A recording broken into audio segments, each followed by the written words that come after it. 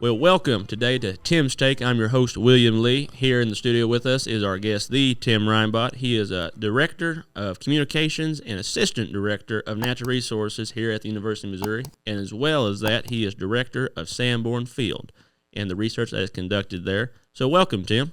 Well, thank you, William. This is great to be here on this side of the microphone. Of course, I got my seat again, but that's right. It's good to be here. You got to keep it the same for you in here. That's right.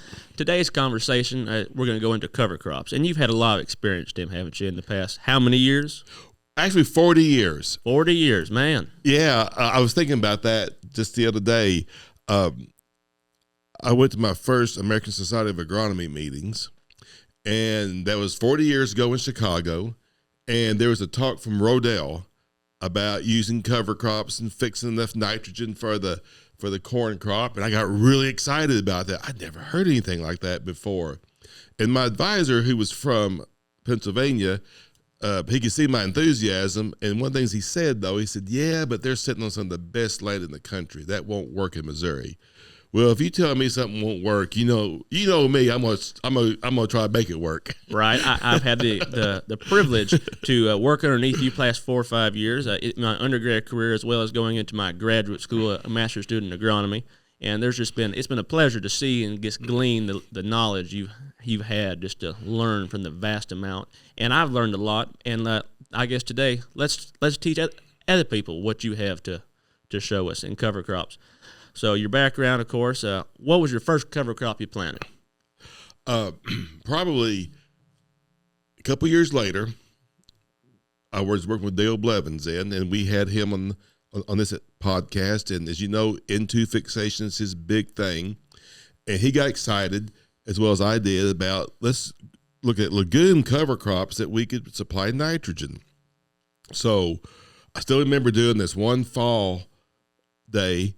We got all these different types of legumes. We got hairy vetch, Austrian winter peas, Tangier flat peas. There were some I'd never heard of, like Berseem clover at the time.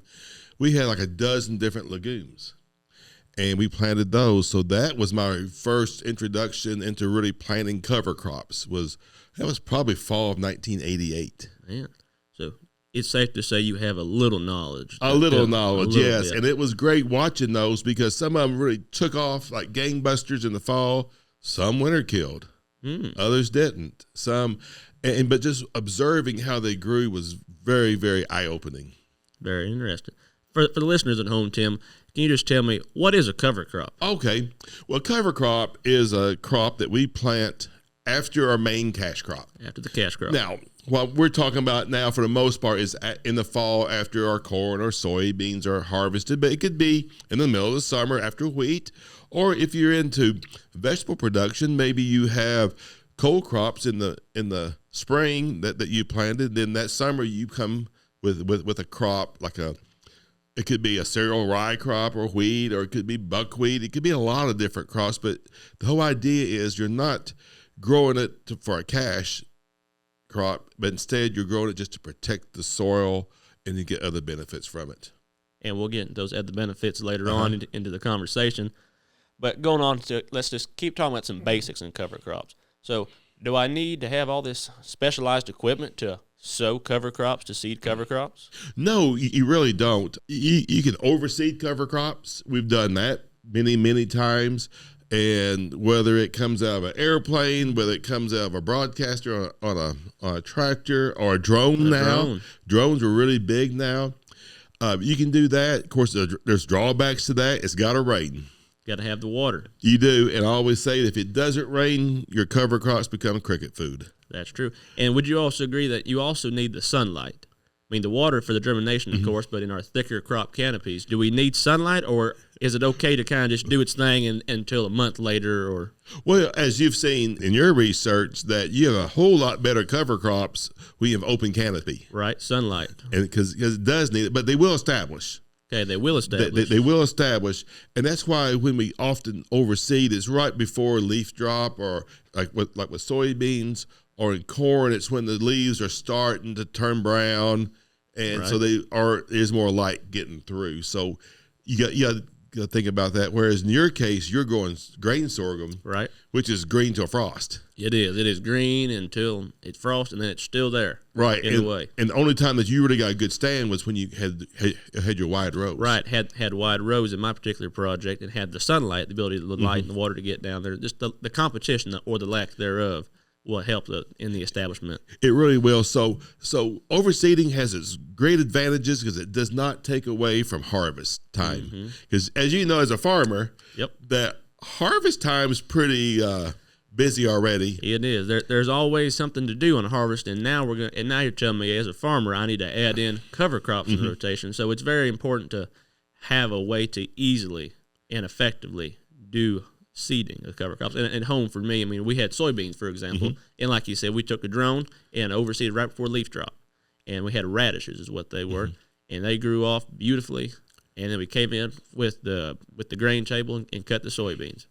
And then they had all that light, and those things just came back, and they filled the whole field. It was very beautiful how much green material we had out there for soil protection or even a grazable material. Right. So, but you probably also need to make sure right before a rainfall, because I have overseeded cover crops, like you said, right about the time the leaves start getting yellow, you overseed them, and then you also compare that to drilling them after harvest, and they both came up at the same time because it didn't rain for a month. Right. Well, Tim, we've talked a lot about soybeans and cover crops and all that, but what all crops can we use cover crops in? Oh, of course, we mentioned corn also. Grain sorghum, or after wheat. After wheat. Any crop, or even after your vegetable crops, and so you can use cover crops after the crop, but you can also, as you've also found out, we can use cover crops in between our vegetable rows. Yep. Because, when you grow vegetables, you're usually on plastic or some sort of mulch, but you've got that area in between. Well, that's a great time to grow cover crops to help build your soil up. So you got to be a little creative. You can really interject cover crops, both annuals and perennials, within your cropping system. Have a good mix of both. Right, that's right. Now, we also mentioned overseeding cover crops, but a lot of them get drilled afterwards. And because you can overseed afterwards. I've seen some folks use their combine as they're harvesting, and actually that chaff will bury them. Again, that's a good idea. You get a little shower, the seeds will go ahead and come up. So whatever makes it easier for the farmer is where I would go. And one of the things, as we've gotten further into cover crops, I think we really need to manage our crops with the idea I'm going to plant cover crops. Okay, so we're going to truly manage corn and soybeans differently now with the whole idea and premise that we're going to come in with the cover crop. Okay. Because one of the things you questioned me on is, here in central Missouri, if we grew a 4.3 maturity group soybean, we could really maximize our growing season. But you said, why are you growing 3/8? I said, because I want to plant cover crops afterwards. Right. I want that extra week of 10 days in the fall that I have an opportunity to plant. So that's one of the things I'm thinking of. You've got to think about your maturities just a little bit. Right. Changing your soybeans, for example. Heck, maybe even corn, for example, a shorter maturity corn. Right. And I know I looked at, I utilized some of the variety testing data to look at how much does it really cost you by going a little bit earlier maturing corn. And I think 30, 40 years ago, it was a big hit, but I think our hybrids and our varieties are so much better now that we don't see as much of a yield hit or any yield hit by going a little earlier maturing. A little shorter. So for here in central Missouri, what is a good early maturing corn variety, for example? Well, 111 day? Well, we use about 111, 112 day corn here, and I wouldn't push that too much earlier, just you go 105 maybe, but again, give you that extra week to get some things done. But I like the idea of getting a little more creative with your harvest, that you can overseed your cover crops as you harvest, for example. Right. That might be your better choice on corn especially. Well, and with the introduction of drone technology and the ability to oversee that way, is it as important to have that shorter season if we're going to broadcast? No, it's not. Then you can do what you need to, and of course, as you know, you can't harvest all in one day either. Right. It takes a while. It does take a while. Takes a while. How have you changed your thinking in what's the best method to establish a cover crop? Is the drill truly today the best method to do it still, or can we get away with the drone and bumping the rate of seeds? Well, as we've talked about, a drill is just a controlled spell. But we've got that thing calibrated at times, and it comes up darn near perfect. Almost every time. So, but I like the drill because we get the good seed to soil contact. So the seed to soil contact is crucial to get it up fast. But as we have also talked about, you can use if you have a 15-inch row planter, you can use those for cover crops. I've done that before. Can I use my 30-inch row corn planter to successfully establish cover crops, or is that too wide of a row at that time? Well, maybe it depends on what you want to do with it. Oh. Just your whole operation that and the type of cover crops that you're planting, and when you're going to terminate and what you want to do. So 30s are getting a little wide. Yeah. But also buying a drill or buying a 15-inch row planters a lot too, so they are pricey. They are. The equipment manufacturers are very proud of their products. That's right. So I really encourage farmers to use what you have and go from there. In the starting phases. Exactly. I always say, if you're really unsure about what to grow winter wheat. Then run winter wheat. So that is the beginner's choice or recommendation you would have for first time doing cover crops. What should I do? Winter wheat. Yeah, bin run. That way you don't have a lot invested in it. You can see how it goes. I know some of our industry folks aren't going to like me saying that, but that is a good introduction into it. And then as you get adjusted to it, how to terminate, how to handle the residue, then you can start graduating into other things.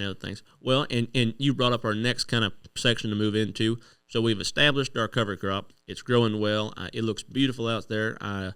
I'm retaining soil from lack of erosion now, having the roots in there, maybe keeping some more water in the winter months. It's time to plant. Walk me through, how do I manage my cover crop for planting? Well, when we first started doing cover crops, we always wanted to terminate them a couple of weeks ahead of time. Okay. And of planting. Of planting. And I've even seen some folks talk about a month ahead of time. And I see all this beautiful growth that we've lost. And for example, I started with legumes, and because we were looking into fixation, and really to get the legume cover crops full benefit, you've got to wait till it gets some growth to it.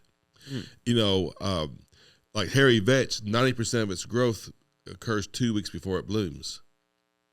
So that's early May. Yes. Early mid to second week in May sometimes, depending. So if you have a legume and you want to fix nitrogen, you got to let it do its thing.